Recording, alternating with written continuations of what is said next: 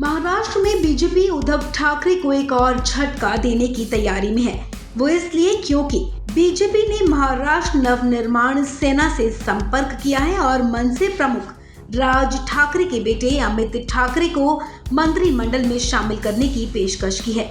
BJP के इस कदम से शिवसेना को एक और झटका देने के रूप में देखा जा रहा है। आपको बता दें कि हाल ही में महाराष्ट्र के डिप्टी सीएम देवेंद्र फडणवीस ने महाराष्ट्र नवनिर्माण सेना के प्रमुख राज ठाकरे से मुलाकात की थी। दोनों नेताओं की ये मुलाकात राज ठाकरे के दादर स्थित उनके निवास पर हुई थी।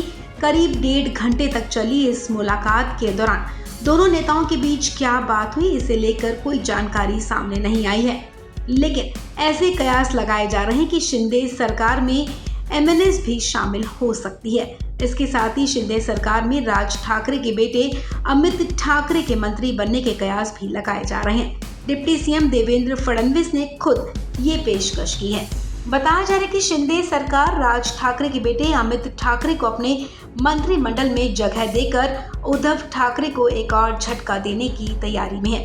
ऐसा कर राज ठाकरे के बेटे अमित ठाकरे को आदित्य ठाकरे के टक्कर में खड़ा किया जा सकता है। मौजूदा हालात में अमित ठाकरे ना तो विधानसभा के सदस्य हैं और ना ही विधान परिषद के। बावजूद इसके बीजेपी उन्हें मंत्री बनाने की पेशकश कर रही है।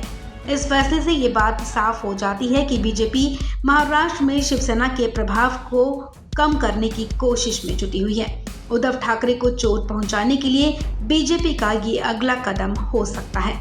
कहा जा रहा है कि ऐसा करके बीजेपी महाराष्ट्र में शिवसेना की भगवा रणनीति को भी कमजोर करने की कोशिश में है। वहीं इस पूरे मामले में एमएनएस नेताओं का कहना है कि उन्हें इस तरह के किसी भी प्रस्ताव की कोई जानकारी नहीं है। दूसरी तरफ बीजेपी के नेता भी इस मामले में चुप्पी साधे हुए हैं। हालांकि कहा यह जा रहा है कि राज ठाकरे ने खुद इस प्रस्ताव को ठुकरा दिया है, लेकिन इसकी कोई आधिकारिक पुष्टि नहीं की गई है। वहीं देवेंद्र फडणवीस और राज ठाकरे की मुलाकात पर एनसीपी नेता सुप्रिया सुले ने तंज कसा है। सुप्रिया सुले ने कहा कि 105 विधायकों वाली पार्टी के नेता देवेंद्र फडणवीस एक विधायक वाली party MNS chief Raj Thackeray से मुलाकात करने उनके घर पहुंचे हैं। उन्होंने कहा कि आखिर प्रदेश की राजनीति में ये क्या चल रहा है, कुछ पता ही नहीं चल रहा।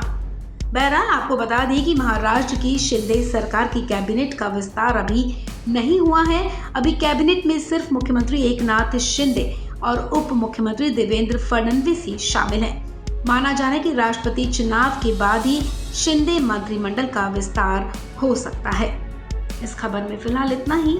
तमाम अपडेट्स के लिए आप बने रहें वन इंडिया हिंदी के साथ।